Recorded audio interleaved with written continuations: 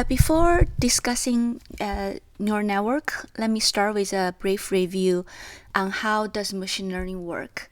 Here, machine learning refers mainly to supervised learning. Suppose we have a supervised learning task, which could be regression, could be classification. So here's a flow chart for carrying out that learning task.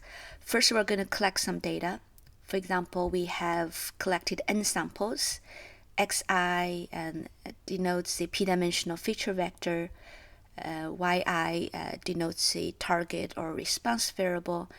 If it's regression, Yi will take continuous values. If it's a classification task, Yi takes categorical values. We have n of them. And the next step, we're going to determine a function space. Here, f is a function which is going to take x as the input along with a set of parameters. F going to output the target y. So the w will be the parameter which can take different values, and all of them form a function space. And then we're going to pick a loss function which measures how unhappy we are. And if what we observe is yi, but the output is fxi and w is the parameter. So if the two differ a lot, the loss will be large. So the loss basically measures the discrepancy between these two. And we sum over the loss over the n observations, the samples, and that becomes our objective function. It is a function of the unknown parameter and function parameter w. Of course, our goal is to minimize this objective function. So the very last step, we're going to pick an optimizer to minimize this objective function. And next, we're going to talk about each of these steps. Of course, the very first step usually is out of our control. And often the data is just given to us, and we don't have much control over how data are collected in many scenarios. So we're going to talk about the remaining three items. Let's start with bottom up, how to pick an optimizer, or how to optimize this objective function.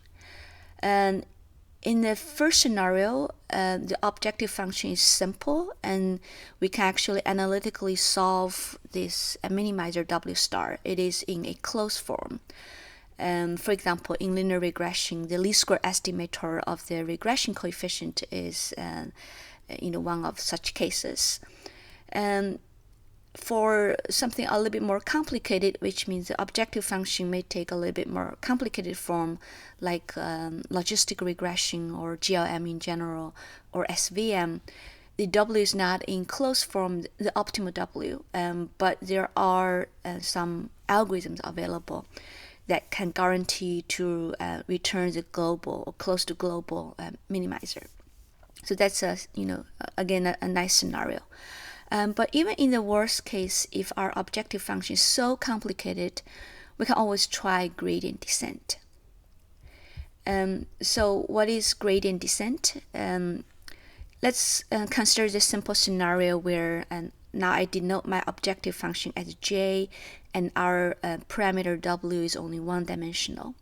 So here's a definition for one-dimensional gradient or derivative at a particular value w0, which just measures the local change per delta unit.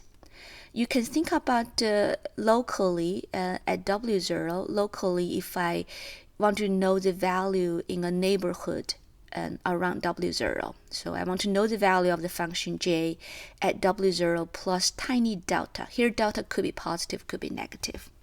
And that value is approximately equal to the value of the function at w0 and plus delta times some number. And that number is basically the derivative of w0.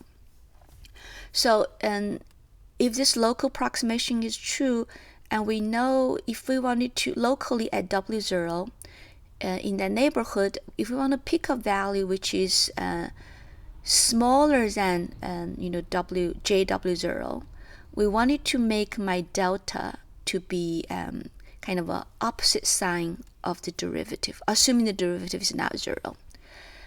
So for example, in this function where in this region the derivative is always positive, so you want to pick your delta to be negative. So if at any location w0 here, if you wanted to locally pick a point less than jw0, you want to go to the left of w0.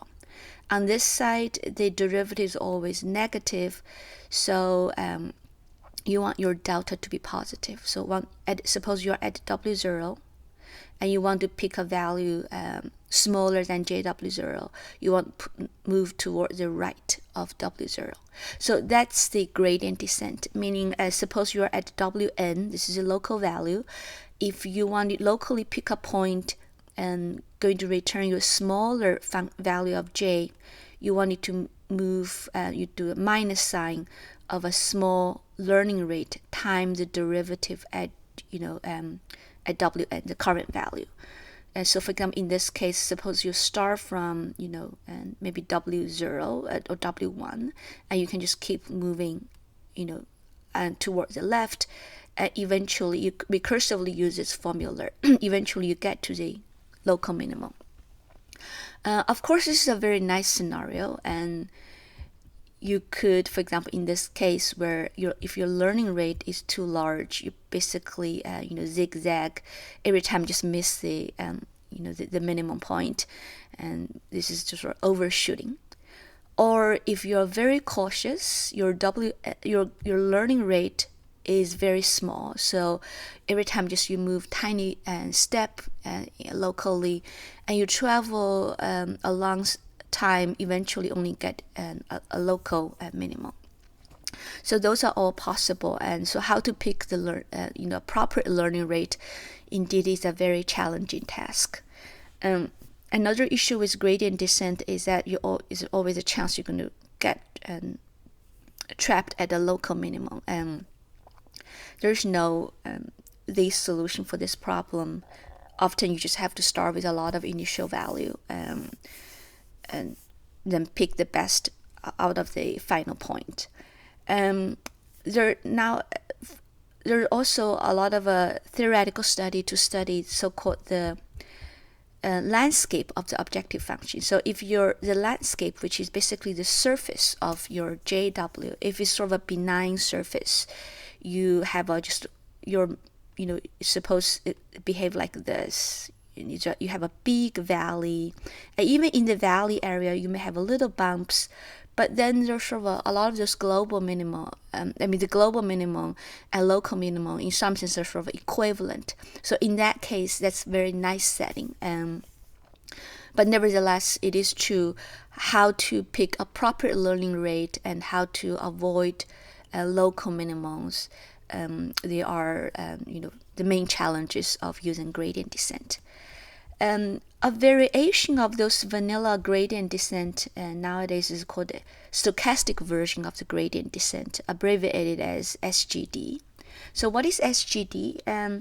In a lot of those supervised learning tasks, our objective function, and fw, w is the parameter, is a summation over the loss.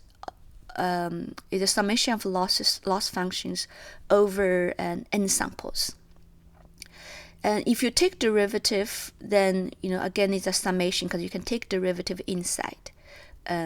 So you are sum over a lot of grade and derivatives.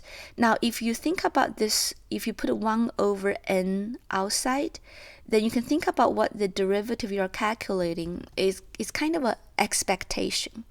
Here, expectation and over those and random samples. And so as approximation, we know if you want to estimate the expectation, you can, instead of looking if it's very computationally expensive to sum over all the samples, you can just random sample a subset of the data and then look at the derivative over look at the derivative over those random samples. From here to here, this stochastic gradient version, there's a scale term we need to add here, but that can be taken care of easily. And so the stochastic version of the gradient of the original objective function, of course, they're not exactly equal to. They just in expectation they are the same, and so there is a bit of discrepancy or variance. And sometimes the variance might be beneficial to us, because with that randomness, you may be able to jump out of those local minimum. Of course, this is under a big if. It is possible people can come with, and actually quite likely people can come with examples where with that difference between the stochastic version and the real gradient, you may get stuck somewhere. And so that's true.